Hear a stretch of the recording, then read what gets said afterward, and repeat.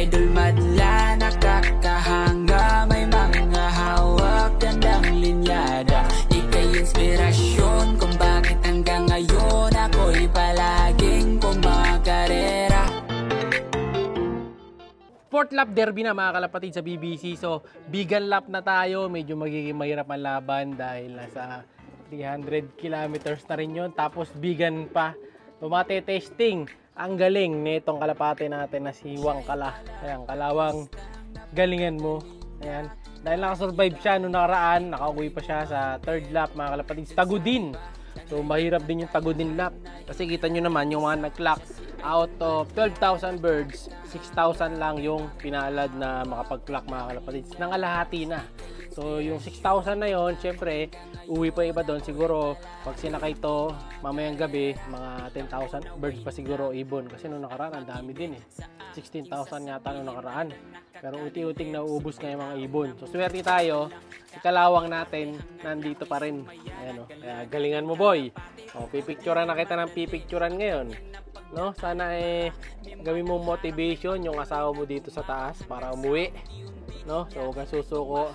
Magbigay karangalan ka pa dito sa loob. Ayan, galingan mo, boy. Tapos, sa taas naman, ang asa naman natin sa taas, yung dalawang kambal natin, si Telok sa si Kulit. Si Telok, siya yung umuwi natin. And then si Kulit naman, siya pa yung kulilit mga kalapatids. No? Nagkabaliktad ang ano nila, ang sitwasyon nila. No? So okay lang, live pa rin naman tayo. No? Yung isa nga lang hindi pinalad. Pero ganoon talaga. Tapos next week, mag-start na ulit yung BBC Junior naman. Manibagong entry na naman tayo dyan, kasali. So magbabalik karera na ulit si Grisel, si Hinata, saka si Kobe. So ano na naman, gastos week na naman tayo simula next week. So ano na naman yun, marami gastos na naman kasi sakay na naman tayo ng sakay. Eto nga pala, yung anak nila Kobe, medyo malaki na. So isa lang to this time, mga kalapatid sa ano. May isang anak sila Kobe, malaki na. Ito sure anak na nila to dahil kita nyo naman, nasa pugad nila. So tatay na si Kobe mga kalapatid, anak ng multiple pooling winner natin yan. Cross multiple pooling winner, 2 times pan race winner. No, so solid yan, Speedbird. No, ayan, kung gusto niyo magpa-reserve, ito na ang pagkakataon. Ayan, no. Pwede kong i-auto dahil isa lang din naman siya. Ano pang hinihintay nyo? PM na. Kung gusto niyo pa-reserve ng anak ni Kobe, isa lang yan. So, hindi na maliligaw. PM na lang kayo.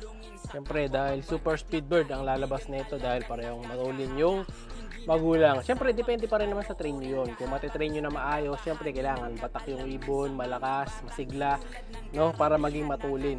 Tulad ng ibang mga ibon natin, no? So, si Grisel, nasaan na si Grisel? Nalis ni Madlato yung pugad. Pero may nabasag yata. Kasi dalawang peg ito, nabasag yung itlog ni Grisel. Yan, nalaglag pa. Nalag natin. Yan, si Grisel, ayun siya, oh. Nagre-ready na rin to mga kalapatids.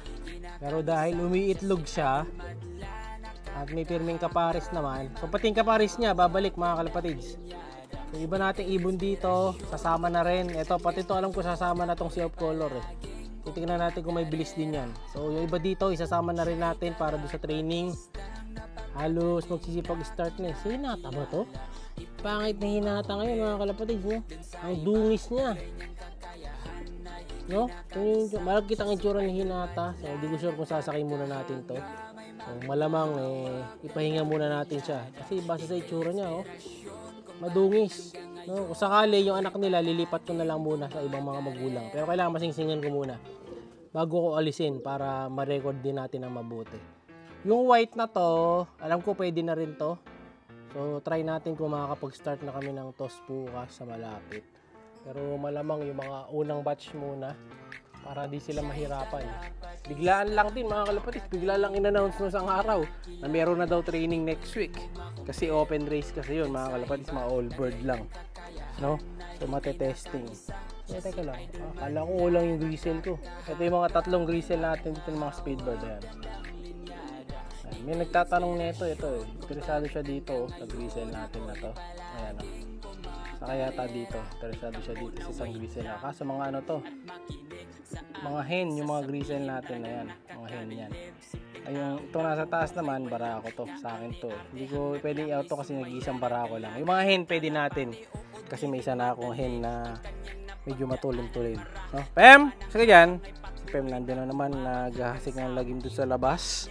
So, puntahan naman natin yung dalawa sa taas. Tingnan ko kung ano, kung kondisyon na sila. Tabi muna kayo dyan, guys. Tabi muna, guys. Yan. Puntahan natin yung dalawa natin pambato kasi mamayang gabi sasakay na natin sila. Hopefully makalusot pa rin. Tara. Sige dyan, Pem. Tara na. So yun yung loop natin. Napinturahan ko na nga pala kanina yan mga kalapatids bago tayo makiat. Pasadahan ko. Ayan. Napinturahan ko na yung iba. Ito yung pinto tinanggal ni Tatay Madla kanina para mapinturahan ko. Ayan. So all blue na. Pati ito all blue na rin. Ayan, oh. All blue na. Marami lang patak-patak pero matatanggal din naman yan. So ito na lang ang hindi ko pa nabublue. Yung steel matting dahil kinapos na ako sa oras. Pero yung sahig binlo ko na. Dodoblihin patong na lang yan pagka bago lagyan ng kalapate, no? Para hindi basta-basta kalawangin. So ito na lang, mabilis na lang to. Inuna ko to kasi yung may hirap no? Saka yung mga kanto-kanto. Madali na yan, habol ko lang. Ganda rito, presko na mga kalapatids. So ito, puntahan natin yung dalawa. Check natin dito yung mga panlaban. Ito, ay nasa gidli sila. Labas tayo dito ng konti. Yan. Yun, labas tayo dito. Ayan, oh. Kitang-kita. Bibilad sila mga kalapatids. Nagpapaaraw sila sa side na to. Ayun yung tatlo. Pero dalawa lang sinasakay natin dyan. Ayan sila. Ganda kasi dito, nakakatapak na tayo. Pero hindi pa na-testing sa ulan to. Hindi pa nauulanan. Ito, meron ng mga ilang poops na nalaglag, no? So, kailangan dito talaga dumating na yung order ko. Yung order ko kasi mga kalapatids na para dito. Ayan. Yung lalagay natin sa ilalim. Sealant, no? Saka screw, tech screw. Kasi yung tech screw na nilagay ni Tatay Madla dito, ito, mga stainless. Maiksi. So, kailangan ng panglagay dito yung mahaba. So, hindi aabot sa dugsungan no? So, yun ang kulang. Kung nakompleto yun, all goods na din. So, yung mga kalapati rito, ayan din sila. So, kaya hayang buhay nila. So, hopefully, makalusot ang mga warriors natin, sa darating na Sunday, vegan. So, mahaba-habang abangan tayo sa Sunday.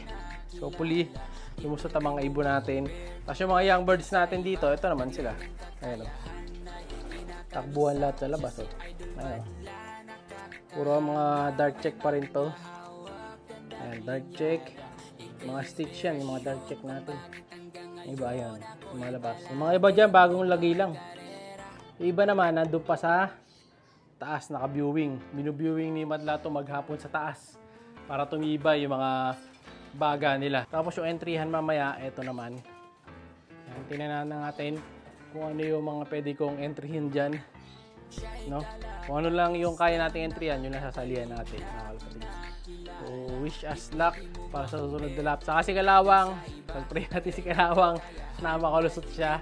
Ayan, nag-grow talaga si Kalawang na makalusot si Kalawang, mga kalapatid. Kasi first time ko maglaro ng ganong kulay. At sana lumusot nga siya, mga kalapatid. Sa layo na rin kasi sa atin, no? Yung dito sa atin, papunta Angeles pa lang, nasa halos 25 kilometers na mahigit yun sa air. So, malayo-layo na rin. So, hanggang Tarlac, yung Tarlac sa atin, nasa 30 to 40 kilometers naman mula dito sa area natin. Kasi dulo tayo ng Pampanga na. Ayan, yung Pampanga River. No, kaya challenge talaga sa atin yung vegan, mga kalapatids. Ang alam ko, pag nasa Angeles ka, mga 260 to 80 lang yata yun.